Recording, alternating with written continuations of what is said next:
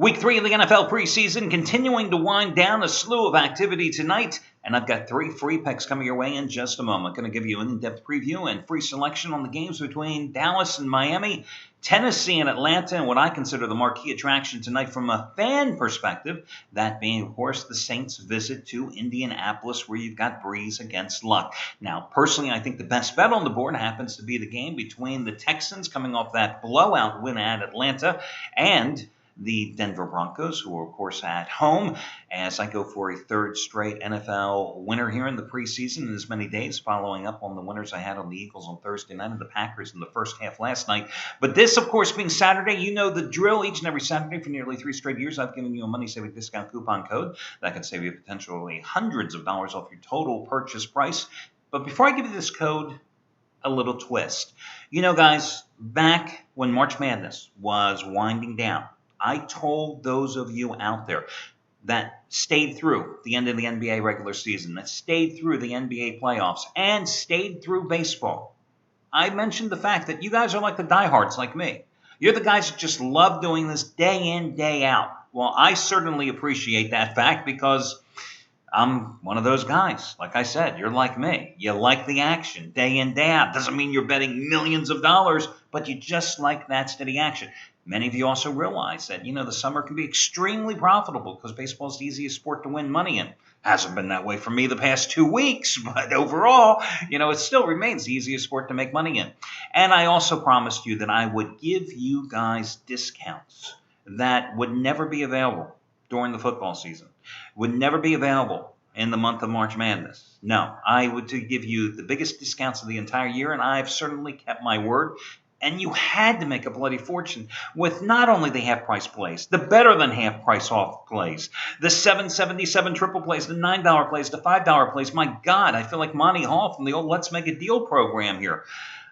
I have given you such substantial discounts. And some of them, the $7.77 triple plays, the $5 play of the day, etc., they're going to continue here in the football season. But some of the dollars off coupons and the percentage off coupons, well, they're not going to be repeated at the same high level because, again, I promised you guys during the summer that I would maximize your savings because I've always been a believer that you never had to spend big money to make big money, and I've certainly delivered on my end. Now, listen, what's going to happen here is that our customer base, the guys that have disappeared the minute after Seattle shellacked Denver last February, the guys that took off the minute after UConn captured the men's title, they're all going to start trickling back. First next Saturday for the first Saturday college football. Then the following week for the NFL opening season. They're all going to come back, and there's still going to be discounts. But this is a last opportunity for those of you out there that have been with me all these months. If you haven't capitalized on this type of Saturday coupon I'm going to give you, you might want to do so today. Because today you can save 26% off your total purchase price. This will be the last time I make that type of offer with that big of a discount, period, until next year after March Madness. That's right. There will not be a coupon this big for the rest of the football season. I'm just not going to do it.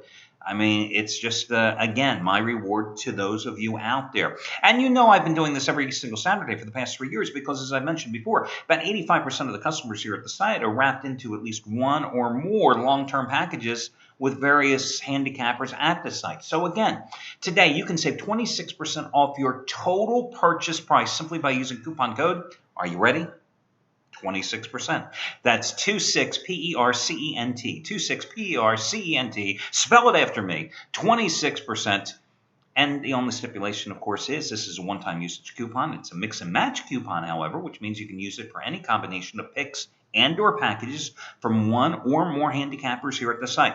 The stipulation being, since it's a one-time usage coupon, you got to put everything in your shopping cart at one time. Then you go ahead and redeem the coupon to maximize your savings. If you happen to be already in the middle of a package with a guy like Jeff Benton, who we're going to talk about in a moment, let's say you have 8 days left on his package and you want to extend it out and pick up another 30 days, for example, well, you would have 38 days left after you extended your package and purchased another 30-day package. You would get the 26% discount, and if you have any instant rebates, they would be applicable as well. If you ever have any questions about this type of coupon, go ahead and check with customer service. That's what they're there for. Again, You'll never get a discount this big for the rest of the football season. So the last time I'm doing this, and it's for you, 26%. Some of you may want to simply, make one single buy today, and it's more advantageous for you to save $23 on a single purchase. You can do so by using coupon code $23, 23 DOLLARS. Now let's talk about Jeff Benton to lead things off.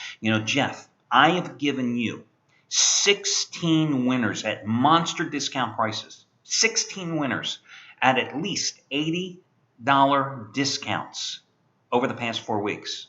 And Jeff has just made you a fortune because today he's not only going for winning day number 20 out of 25. That's right, winning day number 20 out of 25. Today, the first ever 200 dime release of his career.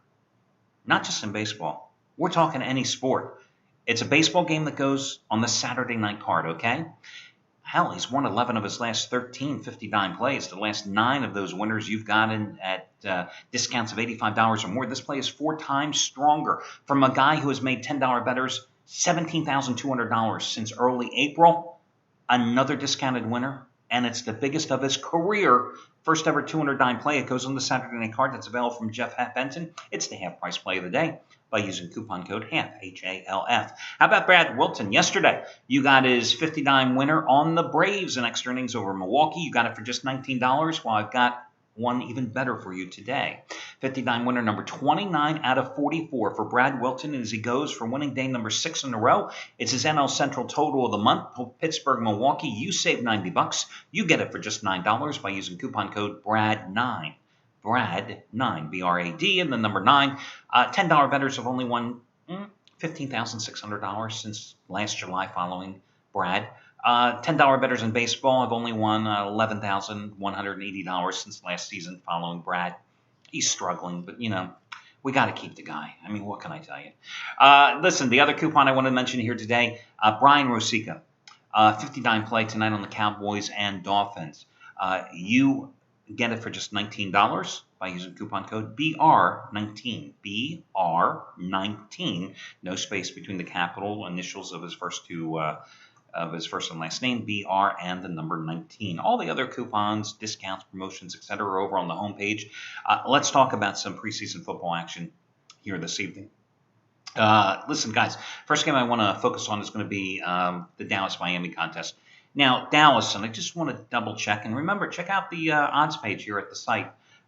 You can always get all your latest scores, your odds, etc. I've taken a blend of the top sports books, both in Vegas and offshore.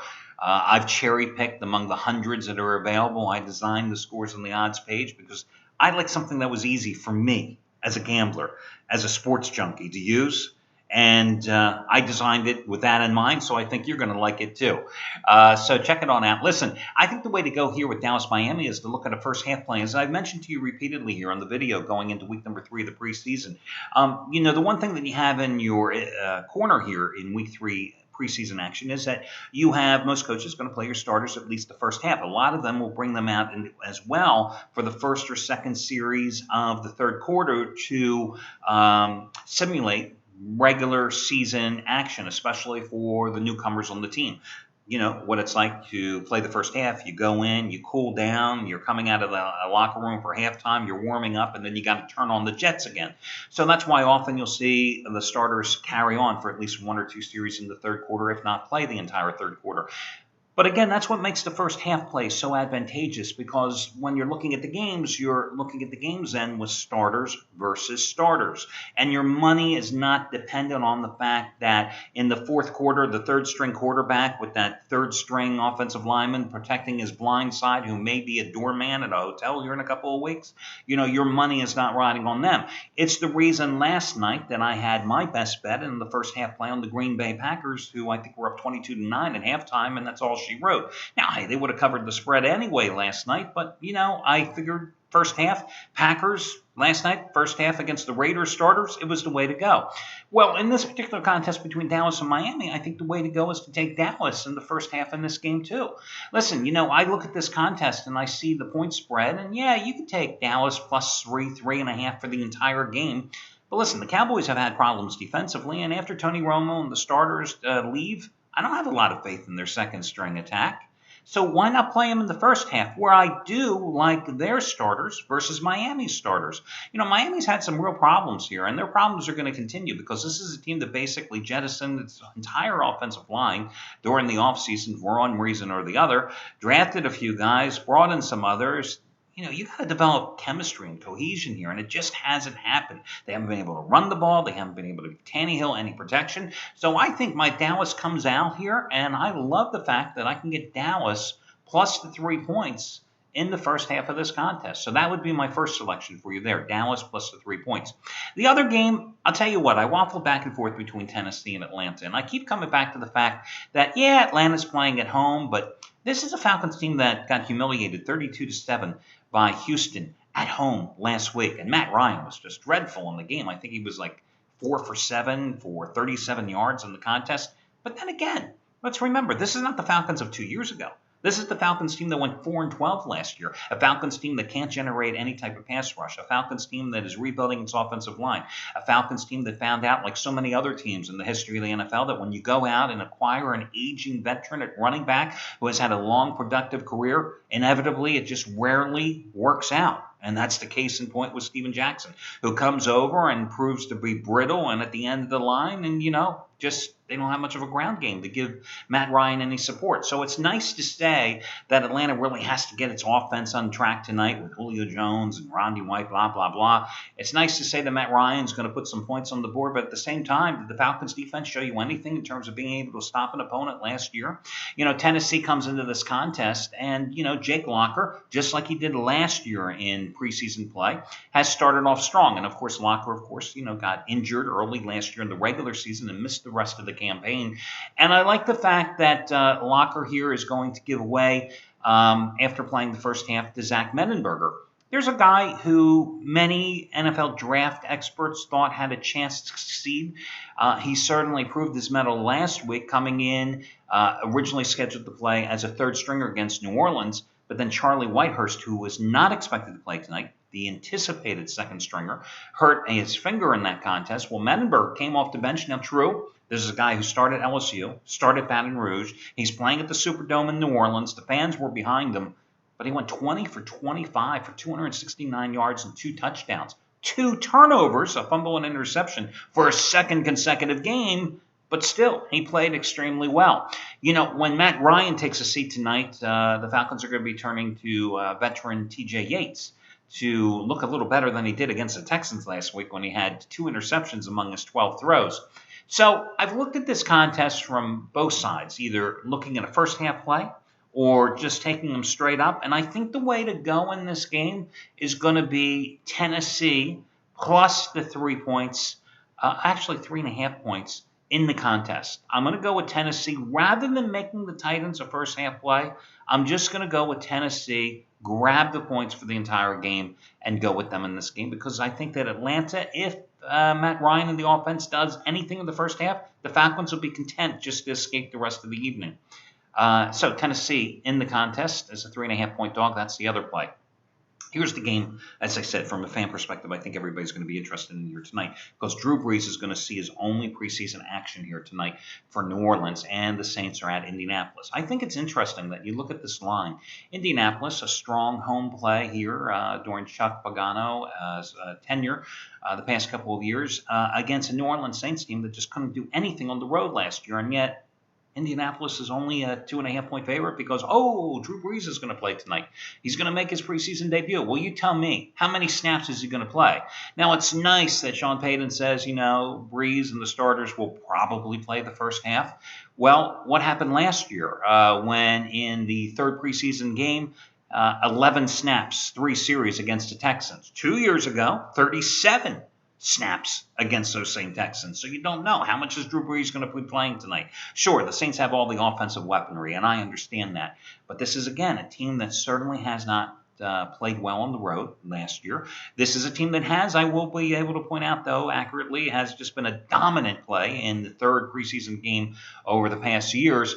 But listen, I like the job that the Colts' first-team defense did in the first 2 preseason games against the Jets and the Giants. I mean, in 9 series the Jets and the Giants had, Colts forced 4 3-and-outs, and the other 6 punts were a result of the other series as well. Held the Jets and Giants to converting just one time on 9 third-down tries. So I'm going to go with Indianapolis in this game.